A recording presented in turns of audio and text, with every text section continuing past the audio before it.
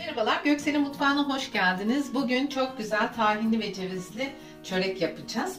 Bunun için kuru mayamızı kabımızın içine aldım. Bir paket. 1 tatlı kaşığı toz şekerim var. Onu da kabımızın içine aldım. Yaklaşık 1 çay kaşığı kadar tuz ilavesi yapıyorum. Bunların hepsini şöyle bir karıştıralım. 2 su bardağı ılık sütüm var. Onu da ilavesini yapalım.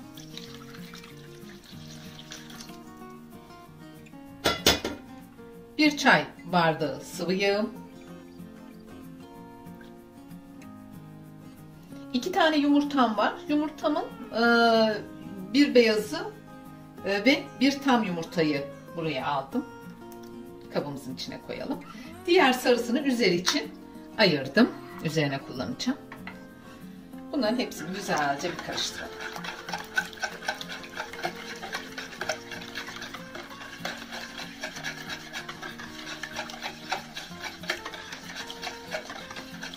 Bu aşamada 2 çorba kaşığı tereyağım var. Bunun ilavesini yapacağım.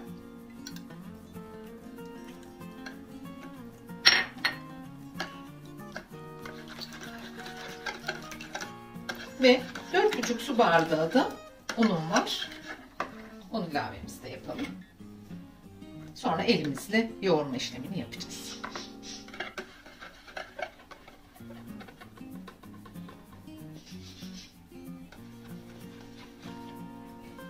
Bunların çok güzel karışmasını sağlayın.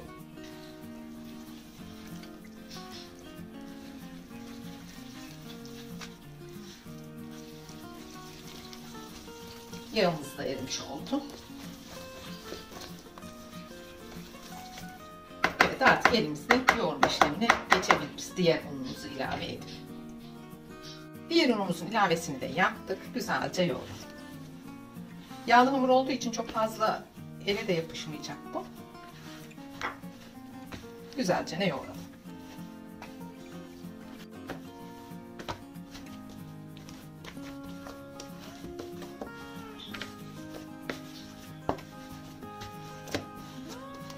Güzelce yoğurma işlemini bitireceğiz ve mayalanması için bir kenara alacağız.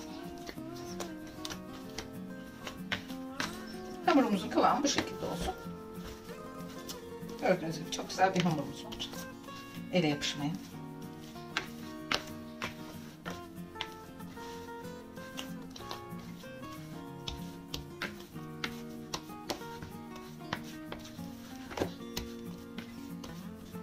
Evet, şimdi mayalanması için üzerini kapatacağız. Mayalanmasını bekleyeceğiz. Hamurumuz çok güzel mayalandı, gördüğünüz gibi. Çok güzel bir hamurumuz var. Bunu biraz yoğurup tezgaha alacağım. İç harcı için tahinim, çekilmiş cevizim, üstü için susam ve yumurta sarım var. Tahinin içine şeker ilavesi yapacağız.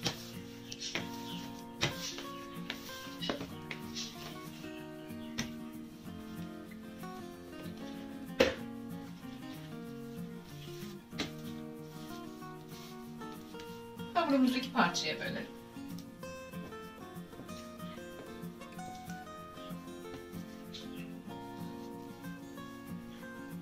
Bunu kenara ayıralım.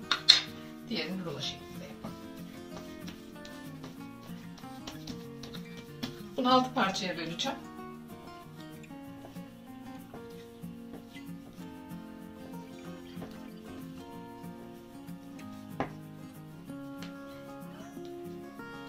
Aldığımız bezeleri yuvarlak yapıp kenara ayıralım.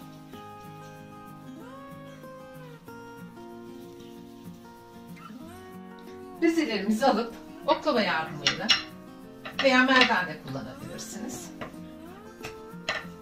Hafifçe açalım.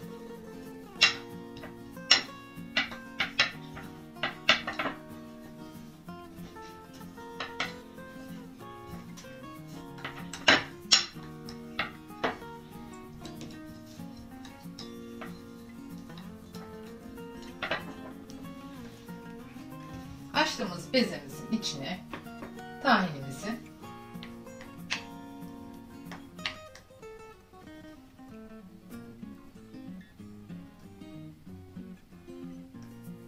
güzelce sürelim.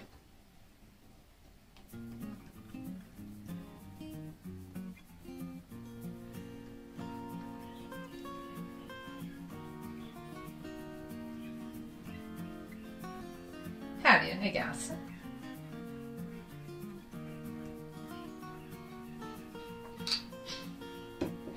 Ve üzerine şeker ilavemizi yapalım. Şekeri kendi damak zevkinize göre az veya çok nasıl arzu ederseniz o şekilde ilave yapın. Bunu tahininize karıştırıp da yapabilirsiniz ama ben üstüne serpmeyi seviyorum. Ve cevizimizden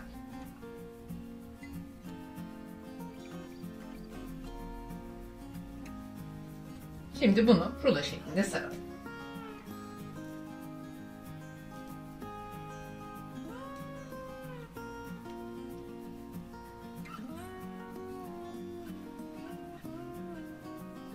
Daha sonra sardığımız hamurumuzu birini bir tarafa ters burgu şeklinde yapın lütfen. Daha sonra rulo şeklinde sarın.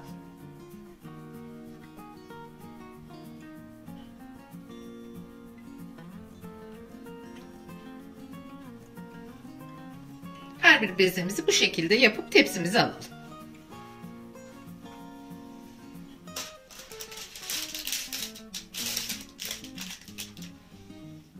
Gördüğünüz gibi çöreklerimiz çok güzel oldu. Üzerine yumurta sarısı ayırmıştık. Hepsinin üzerine yumurta sarısını süreceğiz.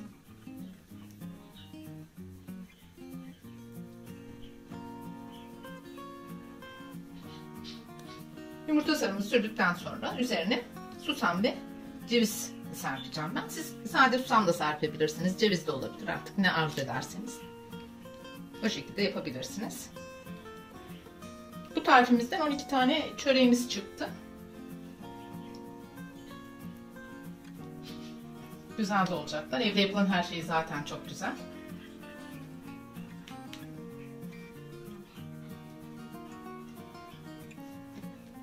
İsterseniz tahin yerine bunun içine haşhaş da koyabilirsiniz. Haşhaşlı cevizli yapabilirsiniz. Ben 1, 2, 4 tanesini haşhaşlı yaptım içine. Gerisi tahinli. Haşhaşı da çok seviyorum ben.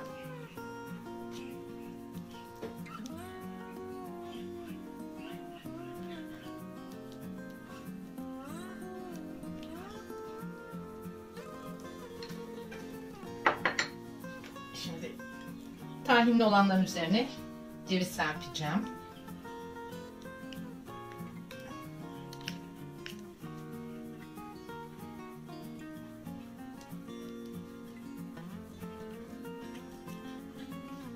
Şuradaki de tahinli. Gerisi haşhaşlı. Bunlar haşhaşlı. 5 tane de haşhaşlım var.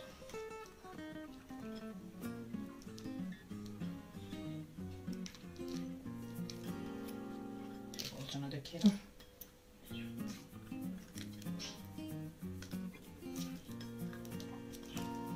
Tahinli çöreklerimin üzerine susam ilavesi de yapacağım ki ayırt edebileyim onları haşhaşlılardan.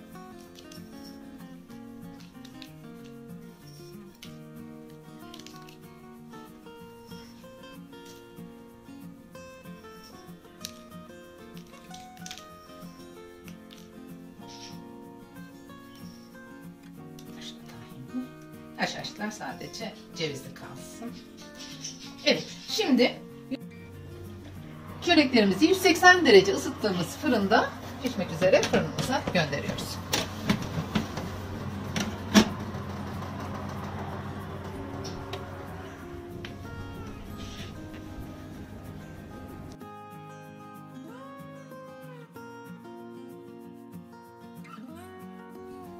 Tahin çöreklerimizi fırından çıkarttım. Tam 30 dakikada piştiler. Evet, cevizi ve tahinli çöreklerimiz oldu. Çok da güzel oldular. Şimdi iç dokusunu hep birlikte görelim istiyorum.